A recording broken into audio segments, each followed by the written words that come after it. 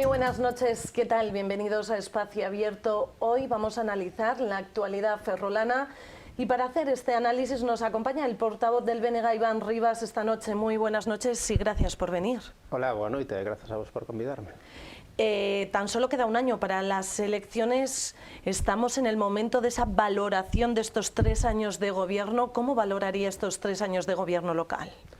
Bueno, creo que fundamentalmente o que aconteceu ao longo destes 3 anos foi un proceso de manter a inercia que esta cidade ten sufrido ao longo dos últimos anos. Creo que a connivencia e os acordos aos que se ten chegado do Partido Socialista co Partido Popular evidencian que non hai vontade de que haxa un cambio sustancial no que é a deriva e o futuro da cidade de Ferrol. E desde o BNG pensamos que isto é o objetivo primordial. Non? Se algo necesita esta cidade é buscar alternativas, solucións diferentes ás que xa se teñen probado ou implementado e que nos teñen traído ata aquí. E creo que se algo caracteriza, en resumo, o que ten acontecido ao longo destes 3 anos é a continuidade respecto do pasado. ¿Cómo se ha sentido el BNG ante la retirada de incumplimientos de acuerdos que ha tomado el BNG junto con el Partido Socialista ya para poder aprobar esos presupuestos o para poder formar gobierno? ¿Se arrepiente de haberle permitido subir, poder estar gobernando? Porque la mayoría de esos acuerdos han quedado en papel mojado.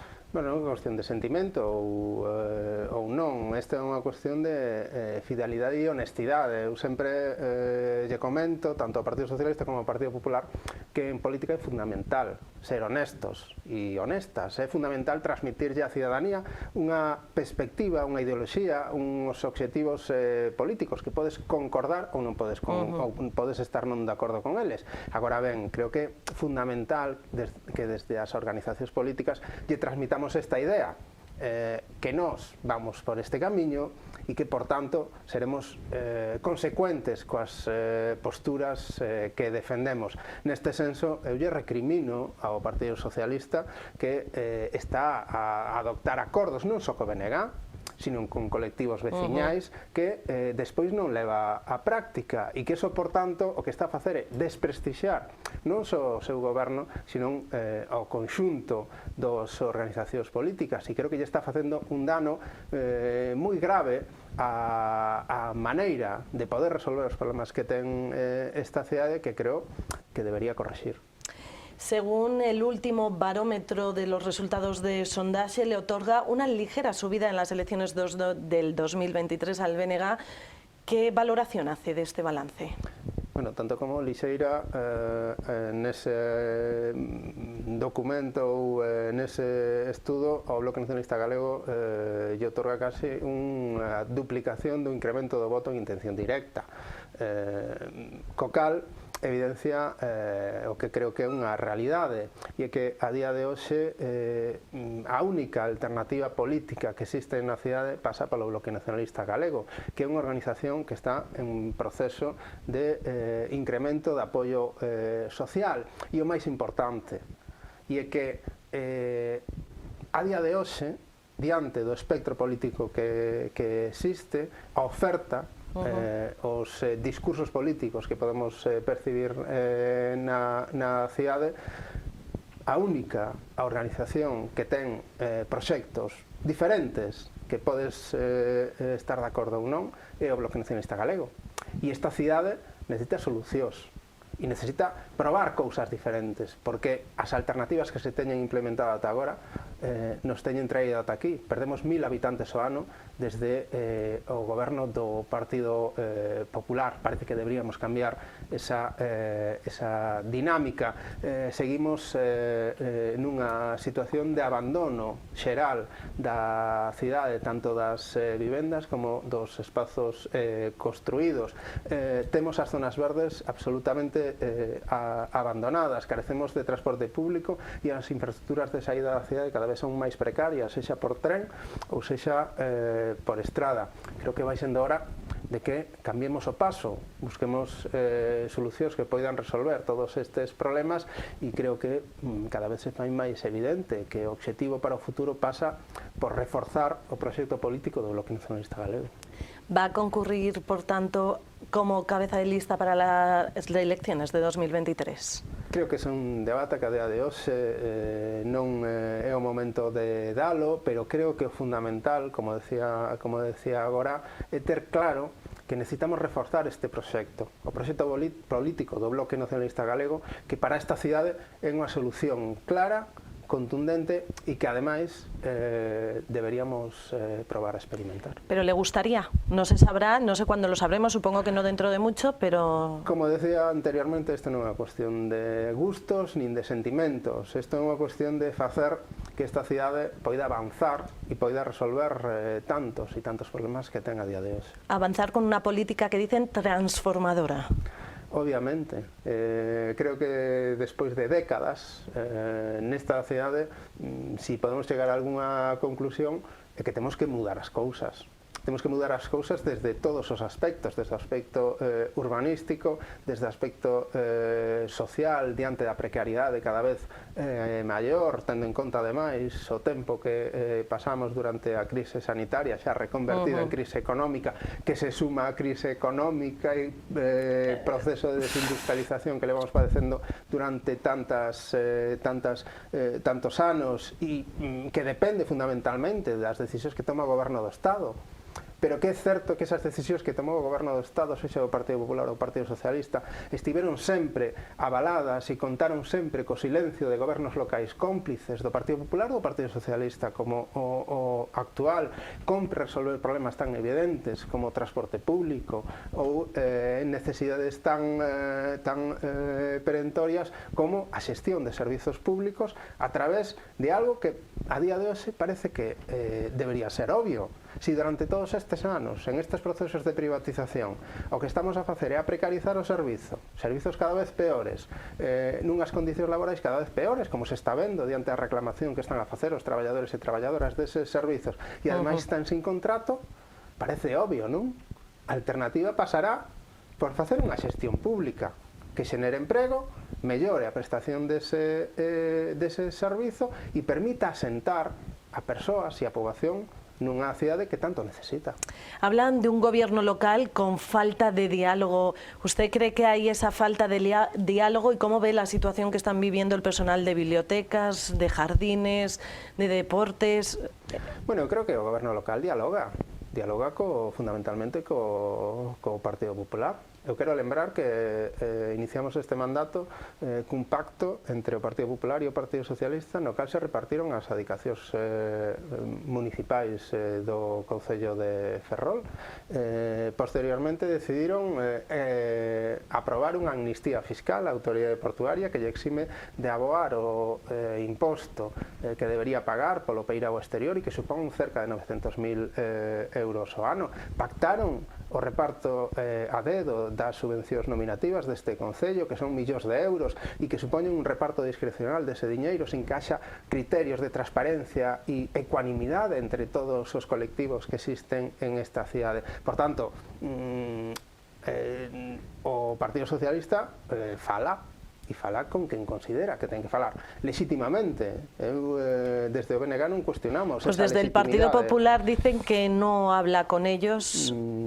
Os acordos están aí e as votacións plenarias están aí. Eu non sei exactamente se hablan en latinidad, en catalán ou en gallego, pero a realidade é teimuda.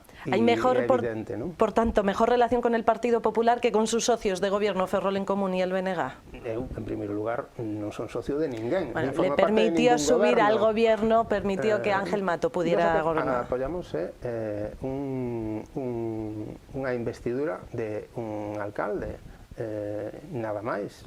Unha investidura diante da cal a alternativa que se nos presentaba era o Partido Popular. Pensábamos que unha opción supostamente progresista era unha mellor opción, mellor alternativa para esta cidade. E ha sido mellor alternativa? Penso que o camiño debería ir por esa vía, unha opción progresista, non conservadora e reaccionaria, como é a vía que se escolleu despois de esa investidura.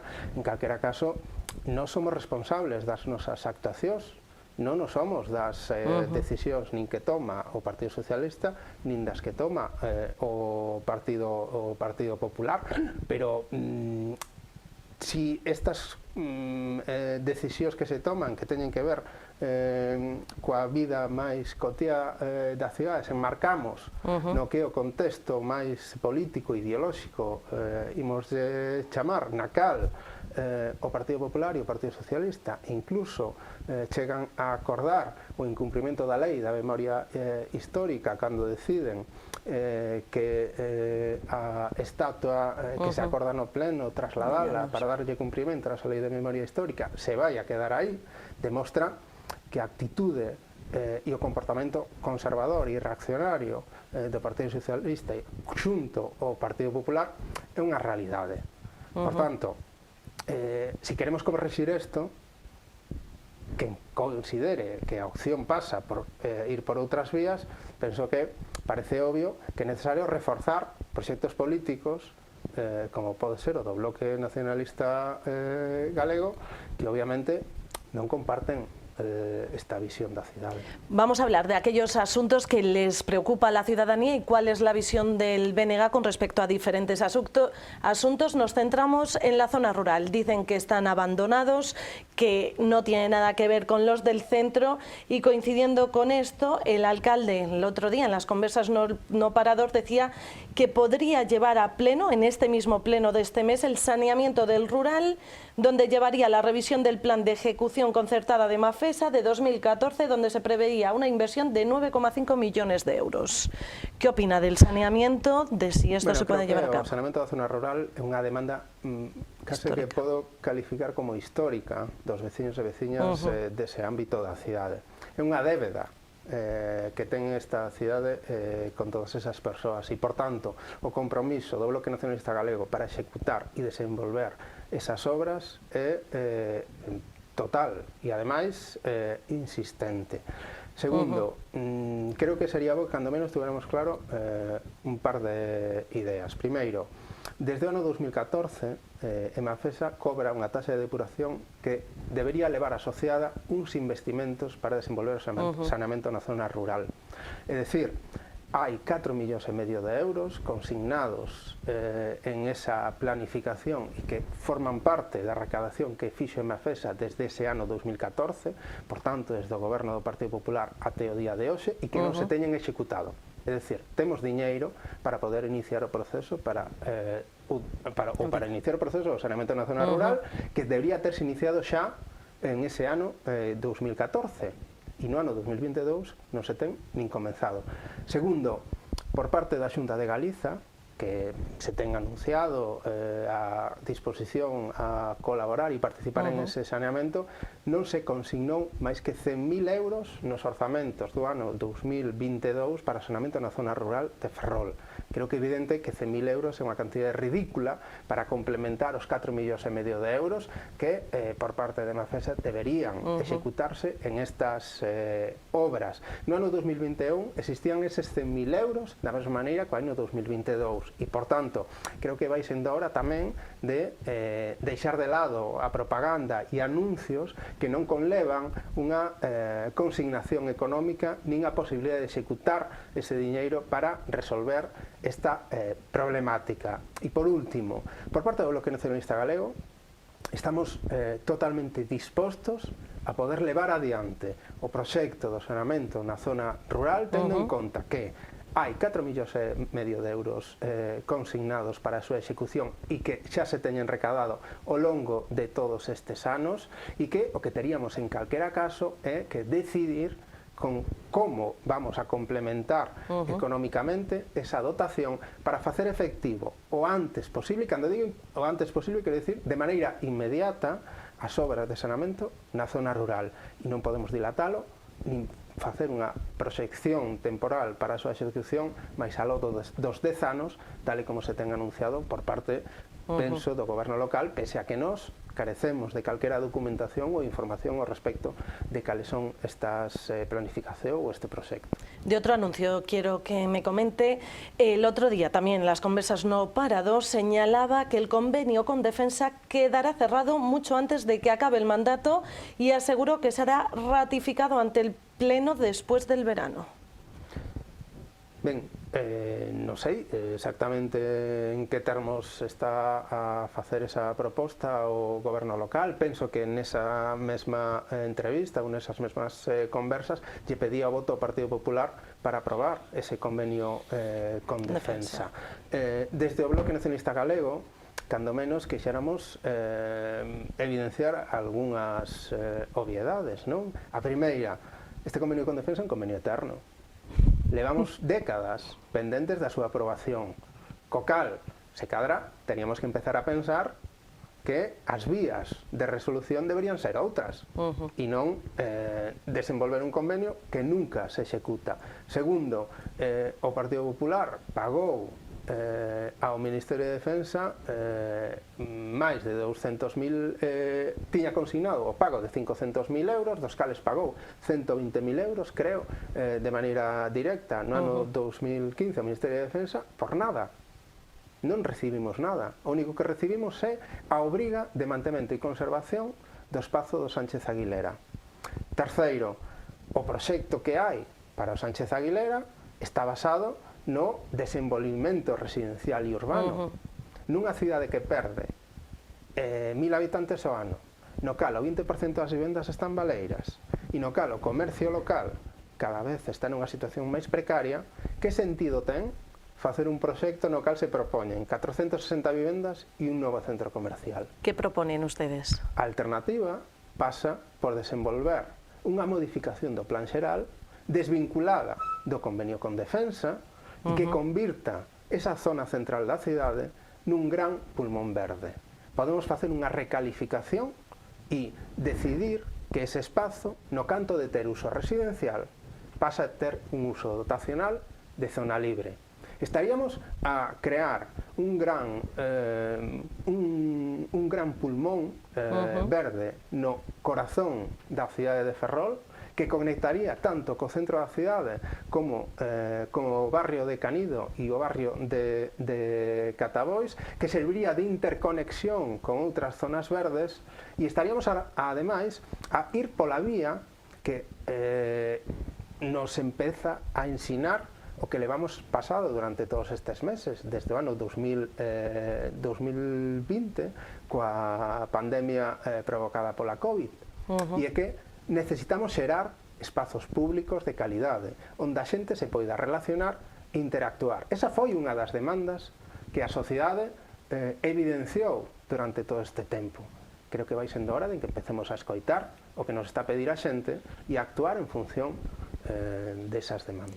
De otro convenio también le quiero preguntar, el que le presentó el gobierno local a los vecinos de la zona centro de Ferrol, en el que les ofertaba 150 plazas del parking subterráneo del Mercado de la Magdalena a cambio de eliminar esas plazas gratuitas en superficie. ¿Qué opina de esta proposición y del descontento por parte de los vecinos? Porque decían que llevaban años queriendo reunirse con el alcalde para contar su descontento ante la peatonalización, y ahora el alcalde se reúne con ellos para decir que les ayude a intermediar entre los vecinos, a las asociaciones de vecinos, para convencer que la mejor proposición son esas 150 plazas en el parking con un descuento de un 44%. Ben, primeiro, aclarar que non estamos a falar dunha peonalización. O tráfico se mantén e, por tanto, o que se está a propoñer por parte do goberno local non é un proceso de peonalización. En segundo lugar, decir que a peonalización do barrio de Magdalena é un camiño inexorable. Non hai unha alternativa que non pase por ese proceso. E que, ademais, os ámbitos dese barrio que quedan pendentes de peonalizar son moi poucos, e que ao non facelo e seguir mantendo o tráfico rodado, o que estamos é a provocar un colapso de circulación. El colapso se va a producir en la calle de la Iglesia ahora con un pequeño carril que pasará el autobús, que si se para el autobús, ¿cómo van a pasar los coches? Eso va a ser un poco colapso. O problema está en que se están tomando decisións sin planificación, pero temos que ter claro que o barrio de a Magdalena camiña cara a peonalización, e que esa penalización ten que ser integral, que non se pode facer por partes, e que as decisións que van no senso de restringir ou de non restringir o tráfico e a circulación o único que provocan é máis conxestión. E, por tanto, o obxectivo pasa por desenvolver ámbitos pechados donde o tráfico rodado de vehículo privado se permite a residentes, mercadorías e servizos, e o resto do ámbito é de carácter peonil.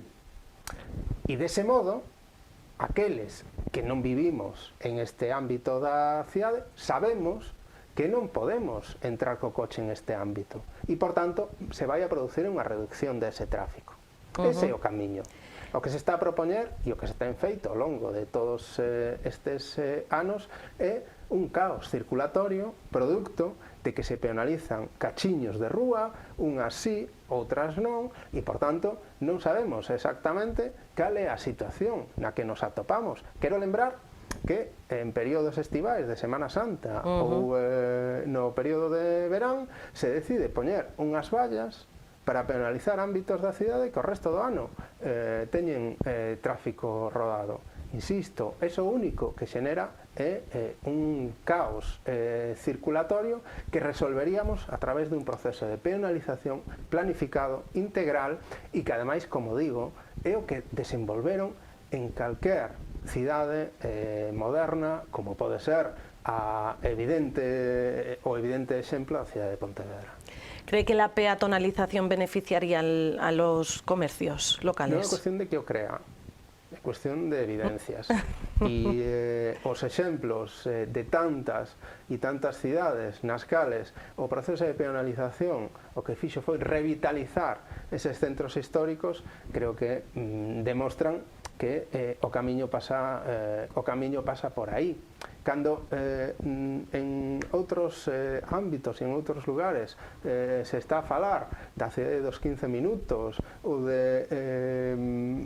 o transporte público como medio de transporte ou de mobilidade case que exclusivo, parece un pouco contradictorio que nesta cidade haxa organizacións políticas como o Partido Popular que sigan defendendo posturas do século pasado, e me refiro ao século pasado, porque estamos a falar de posturas que teñen que ver co urbanismo que se deseñaba nos anos 80 do século XX, que a día de hoxe están totalmente superadas e que, no fondo, pasa por recuperar as rúas para a xente, desenvolver unha rede de transporte público que sexa eficaz e non a través de concesionarias que únicamente o que buscan é a xestión e o lucro económico, con certa legitimidade, e xestionar eses servizos en beneficio das persoas e non das empresas que o prestan. Y seguimos hablando de este tema. Se ha convertido en la polémica de esta semana. Se anunciaba por parte del gobierno local la rehabilitación de la calle San Francisco, que supondría la supresión de otras 50 plazas. Los ciudadanos han mostrado su descontento y se ha pedido que les escuchen, que presenten una opción alternativa, y esta misma mañana el alcalde decía que la alternativa, lo que iba a hacer el gobierno, era hacerlo en la mayor brevedad posible. ¿Cree que es importante mantener esa relación, ese intercambio de ideas con la ciudadanía? Sempre, sempre. Sempre hai que dialogar, sempre hai que falar, sempre hai que escoitar e despois sacar as conclusións que consideres oportuno, pero negarse a escoitar é unha mala opción.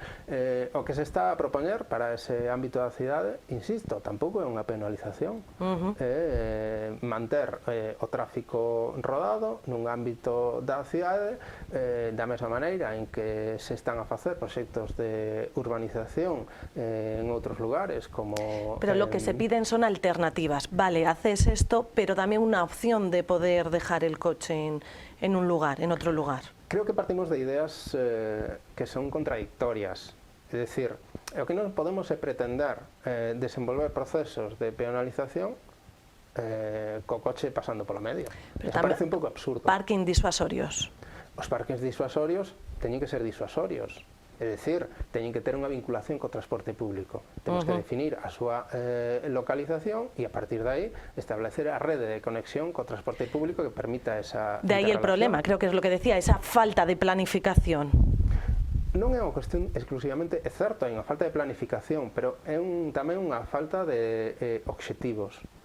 O obxectivo pasa por reducir o tráfico rodado de vehículo privado, sí ou non.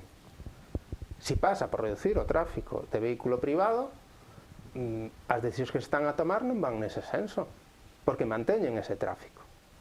E, por tanto, o interesante sería saber cales son as motivacións que moven ao goberno local para tomar as decisións que toma. Por otro lado, ¿qué le parece cómo ha quedado la Plaza del Callao y Lugo? Penso que deberíamos ter un pouquiño máis de respeto polo patrimonio arquitectónico e urbanístico que temos na nosa cidade. Polo alto valor que ten desde o punto de vista do seu conxunto, incluso polo que significa desde o punto de vista de alguna dos exemplos de carácter individual cos que contamos. Convertir eses ámbitos na cidade nunha especie de mostraria de materiais ou un mosaico no cal nos podemos atocar con formigón, adoquís e baldosas de granito, desde o noso punto de vista creo que non é a mellor opción para desenvolver proxectos de reurbanización ou de recuperación na cidade. E ademais penso que deberíamos facelo sobre a base de un criterio, e é que a prioridade do tránsito no corazón e no centro da cidade debería estar cando menos clara. Peón, ciclista, transporte público e vehículo privado. Por lo que es contradictorio. Desa prioridade, decidir que tipo de urbanizacións desenvolvemos e como materializamos. Volvemos a la falta de planificación, por lo tanto, a un descontrol o determinadas decisiones sin seguir unha planificación. Máis que sin seguir unha planificación, que creo que non está moi elaborada, como decía antes, a falta de obxectivos. Obxectivos que non se corresponden coas demandas actuais do urbanismo. Insisto, se queremos recuperar a cidade para as persoas, é absurdo que sigamos facendo e tomando decisións para permitir o tránsito do vehículo privado e que ademais o fagamos tendo en conta que o prioritario é ese tránsito. E iso que é contradictorio. Iso é contradictorio no que defende o Partido Socialista e contradictorio no que defende o Partido Popular. E iso que creo que deberíamos ter todos e todas claro en esta cidade. Obviamente, en concordancia e tendo en conta as opinións dos veciños e veciñas desta cidade en procesos nos cales podamos estar todos e todas cómodos. Cambiamos de asunto. Presentaban una moción con respecto a las mejoras en el CANF y María Rivas anunciaba este lunes sobre la contratación de nuevo personal y la reforma en las instalaciones. ¿Celebran, por tanto, este anuncio? Pois non excesivamente e non xa porque o Bloque Nacionalista Galego considere que é un anuncio con tintes demagóxicos e propagandísticos, sino porque o mesmo comité de empresa do CANF así o ten explicitado. Creo que, e decía no pleno no que debatimos ao respecto deste tema, faríamos moi ben en visitar ese centro e ser conscientes da situación na que se atopan os seus usuarios e usuarias, que quero lembrar que chegan a pagar o 70% dos seus recursos económicos para estar nunha instalación que a día de hoxe está obsoleta, que necesita un proxecto de rehabilitación integral e que non ten os recursos, os medios humanos para poder atendelos. O 70% dos seus recursos económicos. Penso que é unha cuestión xa de sensibilidade e humanidade atender as persoas que ali están a residir a día de hoxe. Por otro lado, el mercado de Racimil siempre ha sido una batalla para el BNG, esa mejora. En una reunión recientemente el gobierno local se ha reunido con los representantes de los vendedores para realizar un borrador del proyecto para el mercado. ¿Celebran este anuncio tamén? Este encuentro, mejor dicho. O problema está en que estamos diante de un novo incumprimento do goberno local, diante dun acordo, como digo, non só co Bloque Nacionalista Galego, sino cos veciños e veciñas, que era a rehabilitación do mercado de Recimil. Recimil é un dos barrios fundamentais para o futuro da cidade. Está no medio e medio da cidade, é un patrimonio de carácter público, municipal, que permite que podamos desenvolver a política de vivenda que consideremos oportuna e necesaria para este concello, que hai que dotalo de equipamentos para que esa mistura de usos e de desenvolvemento residencial permita o seu desenvolvemento. E para iso o mercado era fundamental, e é un proxecto fundamental, non só para os operadores e operadoras que ali traballan a diario, sino para os veciños e veciñas, como centro de relación, como centro de encontro, como centro cívico e de socialización. E, por tanto, creo que o goberno local debería deixar de poñer excusas, debería comprometerse coa execución dos acordos aos que ten chegado co Bloque Nacionalista Galego e cos veciños e coas veciñas, e debería facelo de acordo coas súas demandas, porque o que parece un pouco absurdo é que no canto de resolver un problema xeneremos outro, non? Para finalizar esta entrevista tenemos que terminar ya, pero te tengo que preguntar por otro acuerdo incumplido, que es esa rehabilitación de la Casa Carballo Calero. Ben, creo que por parte do Bloque Nacionalista Galego lle ofrecimos ao goberno local alternativas para poder pasar por riba da suspensión do plan especial de Ferrolvello, que tamén é sintomático que pasáramos de puntillas producto da nefasta xestión do Partido Popular nun plan especial que agora é unha sentencia tumba e que parece que a ninguén responsable do que ten acontecido. E como xa temos anunciado en reiteradas ocasións, a alternativa máis evidente pasaba por a declaración de zona CER dentro da área Rexurbe, que contempla a Lei de Rehabilitación e Rexeneración urbana. O actual goberno local, non sei se por ignorancia ou por orgullo ou porque considera que non é unha prioridade para eles a rehabilitación da Casa de Carballo Calero, decidiu obviar esta alternativa e non facer caso non só a proposta do BNG, sino un acordo plenario que decidiu que había que declarar zona CER a rehabilitación da Casa de Carballo Calero. Con ese obxectivo pedimos á Xunta de Galiza que pode adoptar esta decisión, que se comprometa con esta cidade, que se comprometa co barrio de Ferrolvello e que declare a casa e o conxunto que está ao redor da Casa de Carballo Calero como zona CER para permitir a súa rehabilitación. Agardamos que por parte da Xunta de Galiza se asuma este compromiso, porque creo que en parte, e unha parte importante, é responsable da anulación dun plan especial que deixa nunha situación de incerteza non só este proxecto, sino o conxunto de accións ou de proxectos que se poden desenvolver nun barrio tan importante para a cidade como de Ferrolvello. Iván Rivas, portavoz del BNG en Ferrol, muchas gracias por venir esta noche a Espacio Abierto. Gracias a vos por convidarme. Y gracias a ustedes por estar ahí al otro lado. Les recuerdo que nos pueden seguir en nuestra página web, en las redes sociales o en el canal a la carta de YouTube. Que pasen una feliz noche.